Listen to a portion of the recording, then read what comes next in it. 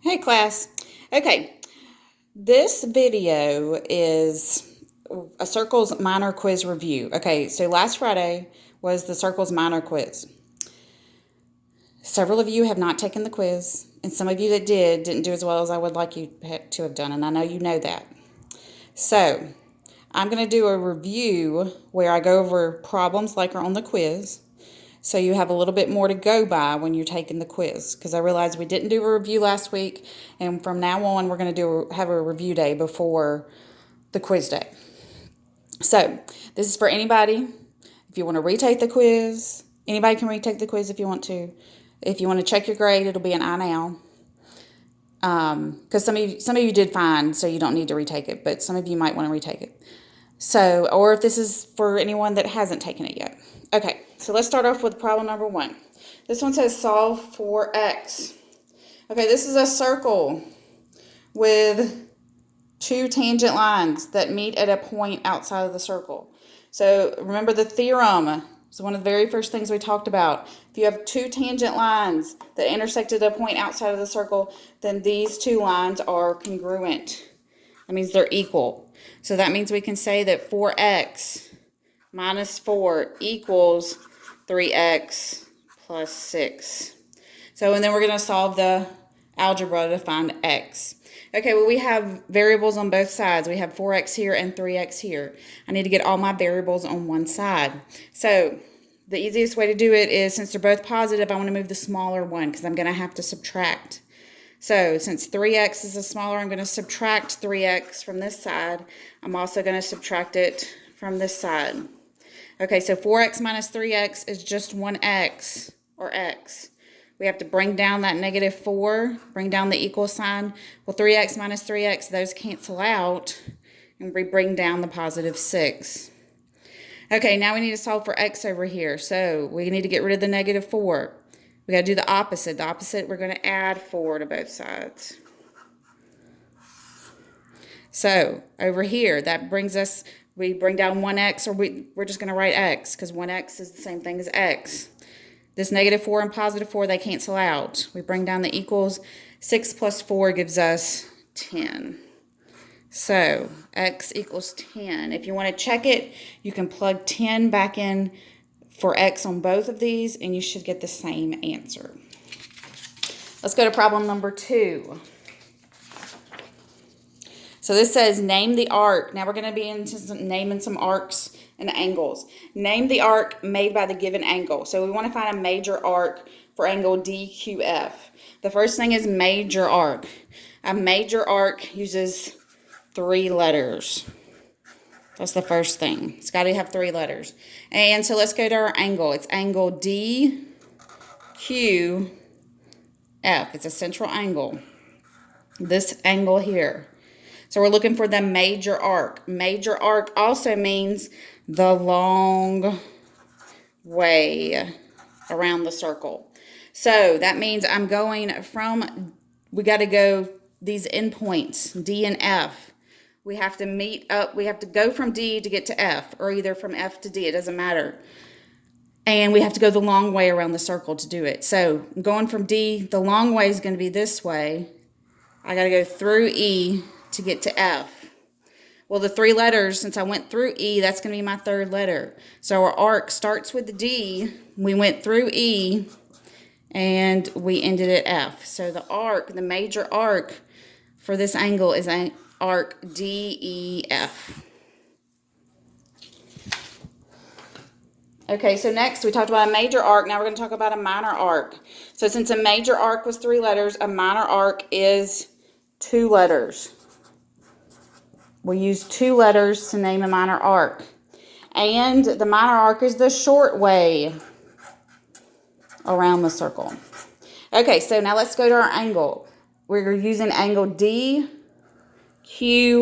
This angle here we're looking at. So the minor arc is always easier since it's only 2 letters and we're always going from the endpoints of the angle. The short way is always just DE. There's no letter in between because we're only using 2 letters. So it's arc DE. Okay, so now we're going to talk about some measures of angles. So this one says find the measure of the arc or central angle indicated. So we want to find the measure of, that means arc HEG. So let's just find it on the map, on the circle first. We got to start at H, go through E, and end at G. Here's H, so I'm going all the way, because E's over here, and I have to end at G. Okay, I went almost all the way around the circle. What did I not cover? We did not cover this G to H here. We did almost the whole thing. So, how to find that whole arc? It's almost the whole circle. Well, what's the whole circle? How many degrees are the whole circle? We know that's 360 degrees. So, since we don't want this part from G to H, we need to take that out. And we know that arc is 41 degrees. So, we're going to take it away, but the rest of the circle is the arc we're trying to find. So, 360 take away 41, that's 320. 360 take away 40 is 320. Take away 1 is 319 degrees. So, arc HEG is 319 degrees. And of course, that makes sense because remember we said we can look and see that it's almost the whole circle. So 319 degrees is close to the whole circle. Okay, we're going to do another finding an arc, different type of problem. So find the measure of the arc or central angle, this time indicated. So we're looking at arc KLI. That means it's an arc. We're looking for the arc. So again, we're going to start at K, go through L, and end at I. Well, here's K, here's I, here's L. So I got to start at K, I got to go through L, and end at I. Okay, so I need to know, well, I know K to L is 52. And then if I know L to M all the way to I can add those together because that's what we're trying to find. We could also think about, well, the whole circle. We know this part is 70, but we don't know this part over here. So we can't take those away from 360 like we did in the previous problem. So what we're going to focus on is, this is 52 degrees, and I want to know L all the way to I. Well, what's going to help us here is this chord right here, L to I, that is a special kind of chord because it goes through the center. Since it goes through the center, this has got to be half the circle. That's a diameter. Diameter goes through the center and equals 180 degrees. So that angle equals 180 degrees since it's a central angle. The arc also equals 180 degrees. So from I to L is 180 degrees, but then we need to add L to K because we want to know that whole thing. So we're going to say 180 plus 52 to get the arc that we're looking for. So that's 2, that's 13, 232 degrees. That is the arc. That is the measure of KLI, 232 degrees. Okay, now we're back to naming some central angles. Let me change the color. Okay, so this says name the central angle of the given arc. So our arc is LK. Remember, arc is part of the circle. LK here. We want to name the central angle. Remember, central angle is an angle that has a vertex at the center of the circle.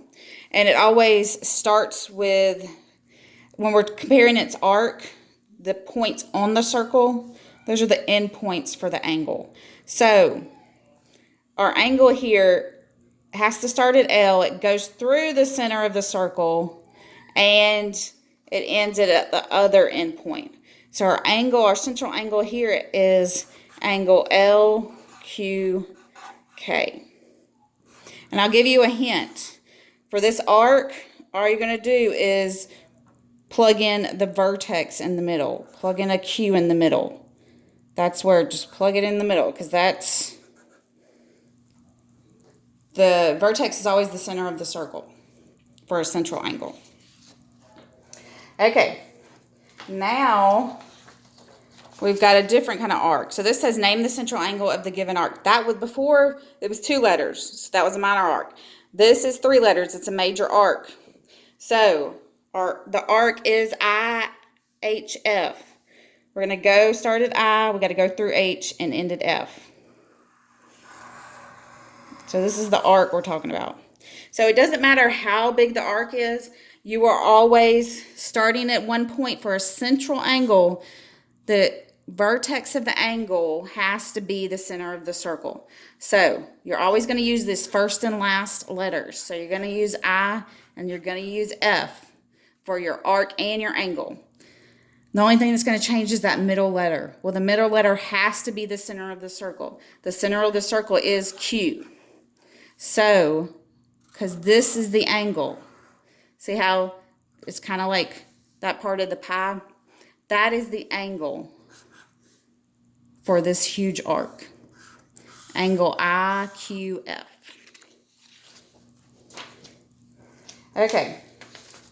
This next one says, find the measure of the arc or central angle indicated. Well, here's our question mark. So we're looking for an angle. We're looking for this angle. It's a central angle. Well, the rule of thumb is the rule for central angles in their arcs are central angles are congruent to their arcs. So they're congruent, or they have the same measure. They're equal to. So this angle here, its arc is right here. See how they have the same shape? So if the arc is 100 degrees, then the angle is also 100 degrees.